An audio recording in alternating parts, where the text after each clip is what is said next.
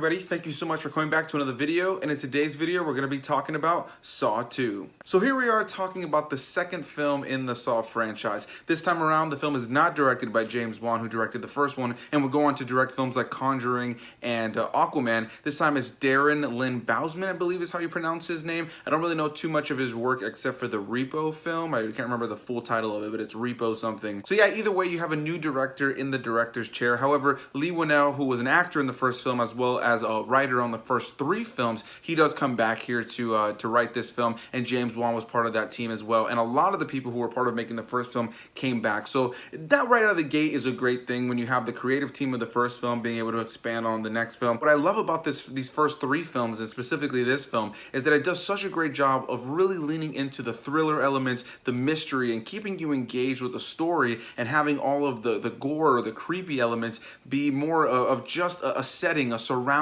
in the midst of this really tense story. So this time around we were introduced to a whole new set of characters, and the main character is played by Donnie Wahlberg, and we're introduced to some new cop characters that would go on to become more important characters in the later films. But yeah, this film focuses on Donnie Wahlberg's character, and right out of the gate I really love his performance in this film. Everybody gives a really solid performance in here. Of course you have some kind of generic performances that most horror films have, or films in general, but yeah, I really enjoy the performances in this film. I think that Donnie Wahlberg does such a great job in here, arguably one of his best roles. I think that he really commits to this really down and depressed and kind of just tired of his job officer who is just recently going through a divorce. He has a son that he has a lot of love for, that he's trying to connect with a little bit more, but they kind of have a tough relationship, and obviously it has a lot to do with that divorce and all this jazz. Not too long into the movie, he gets pulled into this whole thing with Jigsaw. Jigsaw is specifically looking after this officer, and once again, what I love about Jigsaw is just the way that he thinks about things. It's not necessarily a good way of thinking about it. It's definitely a flawed mentality, but I love that he's such an interesting killer, that he puts people in situations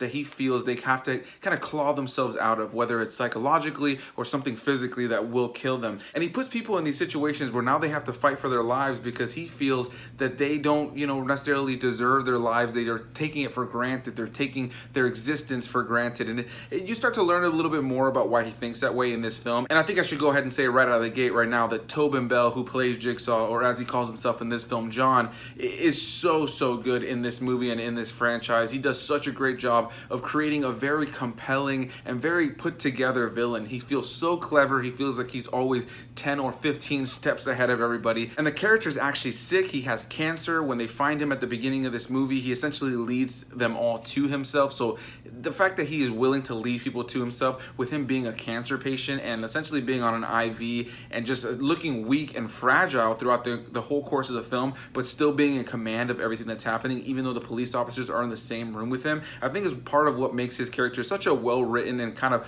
over-the-top character. And I think that Tobin Bell really does a great job as playing this character. I love seeing him on screen. He's super charismatic, and I'm just never bored watching him play this role. I think he's easily, without a doubt, one of the best parts in this movie. And since we now know his identity based on the end of the first film, I love that in this film he has way more screen time. So like I mentioned, Donnie Wahlberg's character is now in the mix with all this stuff with Jigsaw, and it turns out that Jigsaw has this house full of people that he's kidnapped and are now waking up inside of this house, and they're trying to figure out a way to get out of the house. So now they all find out, thanks to Jigsaw's tapes, where they, essentially he tells them what to do to get out of the traps in this very creepy way. They find out that there's nerve gas coming through the AC vents of this house, that they have a short period of time to live, and that there's antidotes spread across the entire house, and that they have to work together to find these antidotes. And he gives them some very subtle hints and some very vague ideas of things that they can think about. And it turns out that 2 of the people in the house are very important, one being Donnie Wahlberg's character's son, and then you have the character of Amanda, who's already been in this situation. She was one of the people who was captured in the first film and got herself out of Jigsaw's trap. She's one of the very few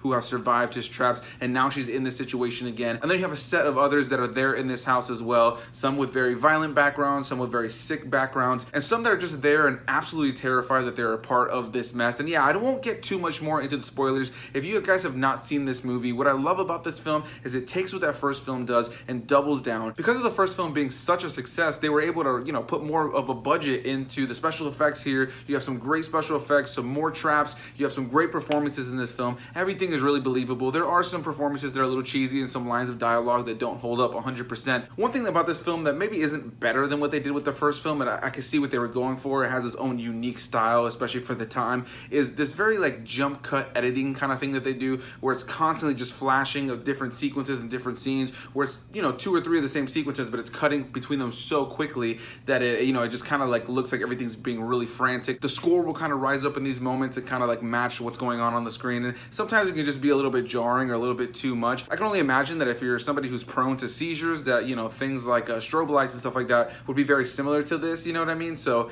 yeah, I don't know, that's definitely one thing about the editing that's always seemed strange to me. But on an overall level, visually this film is really well done. There's a fantastic use of practical effects in this film. The performances are really solid. You have that excellent score from the first film that comes back here with some new additions to it. It's very exciting. It's an exciting film that leaves you on a cliffhanger kind of ending that definitely wants you to watch the next movie. And it definitely, I think the first 3 films, I'll go ahead and say before I even review the third film, are easily some of the best in this franchise. It does such a great job of telling its own story. Of course, it still leaves things open at the end of the third film, but I love the interconnection of the first 3 films in a way that you never really expect. Again, I don't want to get too deep into spoilers, but if you've seen these movies, you know that these first 3 films do such a great job of interconnecting when you would not expect for things to be interconnected. There are so many great reveals and so many things that happen throughout it that really continue to just push on the side of this film being more of a mystery and more of a thriller than a horror film. There's definitely the horror elements, and there's definitely some blood and gore in this film, a lot more than the first film. But what I really love about it are the performances and the mystery behind everything. Again, Tobin Bell is fantastic as Jigsaw, being this character who I forgot to mention, and I guess this will be another spoiler thing I can talk about, so I guess I'll put mild spoilers in the title. But one thing I love about Tobin Bell's performance here and what we learn about his character is that not only does he have cancer, and that's not necessarily the driving force for why he does this specifically, but he tried to kill himself because he did not want to live with the cancer. He didn't want to slowly die, and he fails at killing himself and ends up having to kind of get out of the situation, having to pull a big metal bar out of his rib cage. And he essentially, through getting out of this situation and kind of having to fight to live, he realized how much he wanted to live, and that this was like a chance for him, after having tried to kill himself, to, you know, kind of reclaim himself and do something that he felt had a purpose. And so his vision on this is to essentially capture people who he feels don't deserve their lives, that they don't, you know, that they kind of take their life for granted, you know, essentially is the mentality he has. And I love the fact that he just kind of goes and does this, even though it's a flawed mentality. He's just this very wicked and maniacal villain, and I think that Tobin Bell does such a great job of just leaning into that so much, having fun with this role. He feels like he's in control of the areas and the scenes, even being this old man who has cancer, who's on an IV that you can instantly whoop his ass.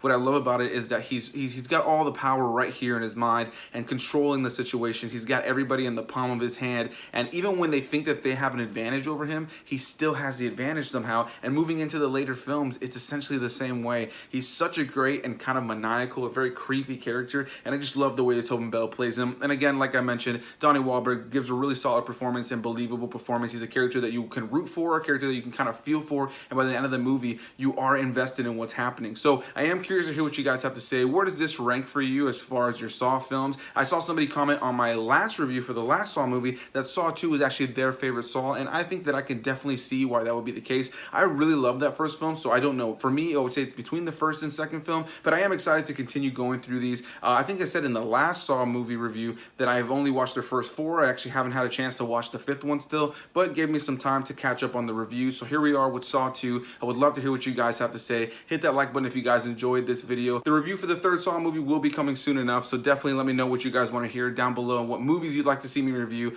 Again, comment down below. Let me hear your thoughts. Hit that subscribe button if you guys don't mind. It would really help the channel out. I'm really excited to try to get to 1,000, hopefully within the next couple months. I'm currently at 860 something. Hit that like button, subscribe, comment down below, and share this video to somebody that you think would be into it. Either way, guys, I appreciate you guys for watching, and I can't wait to hear what you guys have to say. And I'll see you guys in the next one.